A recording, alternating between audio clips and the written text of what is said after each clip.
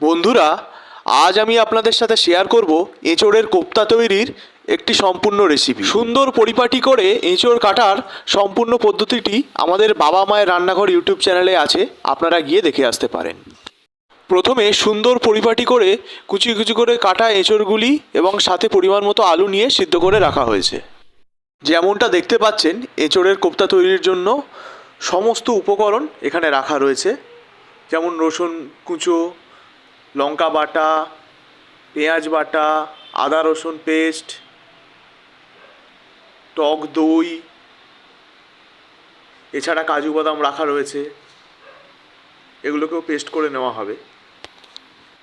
এবার একটি পাত্রে রাখা এঁচোড় সেদ্ধ, আলু সেদ্ধ, রসুন কুচি, লঙ্কা বাটা, পেঁয়াজ বাটা এবং নুন দিয়ে ভালোভাবে মেখে নিতে হবে। সাথে জিরে গুঁড়ো, ধনে গুঁড়ো ব্যবহার করা হবে মিশ্রণটি ভালোভাবে মেখে নেওয়ার জন্য। মিশ্রণটি ভালোভাবে তৈরি করে নেওয়ার পর এবার গোল গোল বলের মতো করে ডো করে নেওয়া হচ্ছে।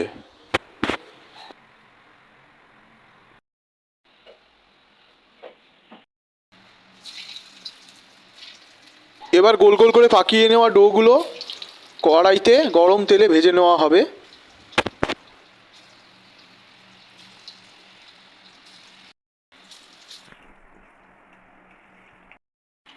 দেখতেই পাচ্ছেন বন্ধুরা, এইভাবে লাল লাল করে ভেজে নিতে হবে। যেমনটা দেখতে পাচ্ছেন, আমাদের ভাজাভুজির পর্ব শেষ। এবার আমরা ফিরে আসবো এঁচোড় কোপ্তা তৈরি করতে যে গ্রেভি বানানো হয় সেই গ্রেভি তৈরির উপকরণ নিয়ে। একটি পাত্রে নিয়ে নেওয়া হয়েছে পরিমাণ মতো জিরে, এলাচ, দারচিনি, পরিমাণ মতো চিনি এবং তেজপাতা। সাথে নিয়ে নেওয়া হয়েছে পেঁয়াজ বাটা, টমেটো বাটা, আদা রসুনের পেস্ট, কাঁচা লঙ্কা বাটা, কাজু বাদাম বাটা এবং সাথে নিয়ে নেওয়া হয়েছে টক দই। এই সমস্ত উপকরণ এঁচোড়ের কোপ্তা তৈরির গ্রেভি তৈরির এবারে একে একে মশলাগুলো গরম কড়াইতে দিয়ে দেওয়া হবে, দিয়ে খানিকক্ষণ নেড়ে চেড়ে নেওয়া হবে।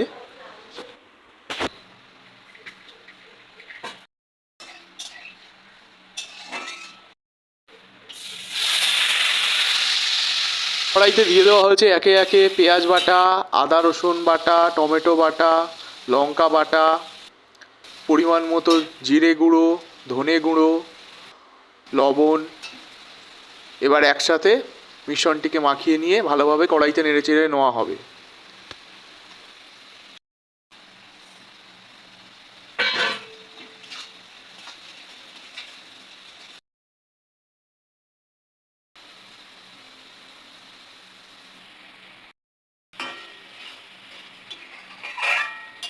এবার কড়াইতে দিয়ে দেওয়া হচ্ছে কাজু বাদামের পেস্ট। এটি গ্রেভিটিকে আরও থকথকে করতে ব্যবহার করা হয়।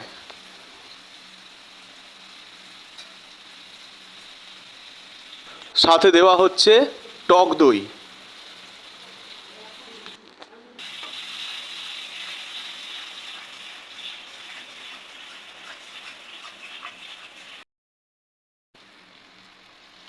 এবারে কড়াইতে পরিমাণ মতো জল যোগ করা হলো।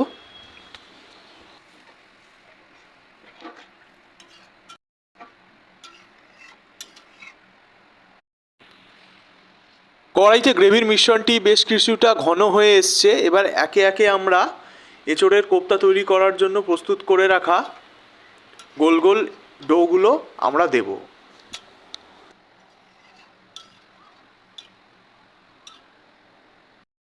রান্নাটি আমাদের প্রায় হয়েই এসছে।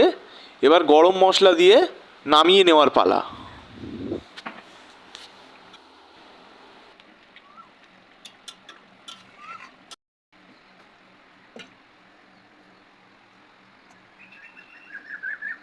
খুব সাবধানে নামিয়ে নিতে হবে যেন এঁচোড়ের কোপ্তার ডোগুলো ভেঙে না যায়, সেই জন্য খুব যত্ন সহকারে ধীরে ধীরে নামিয়ে নেওয়া হচ্ছে।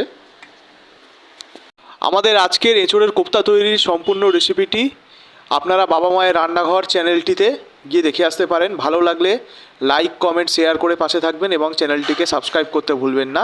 এছাড়া বাঙালি রান্নাঘর এই পেজটিতেও ভিডিওটি আসবে, আপনারা পেজটিকে লাইক এবং ফলো করে পাশে থাকবেন এবং আমাদের ভবিষ্যতে আরও ভালো ভালো ভিডিও আনার জন্য উৎসাহ প্রদান করবেন। ধন্যবাদ।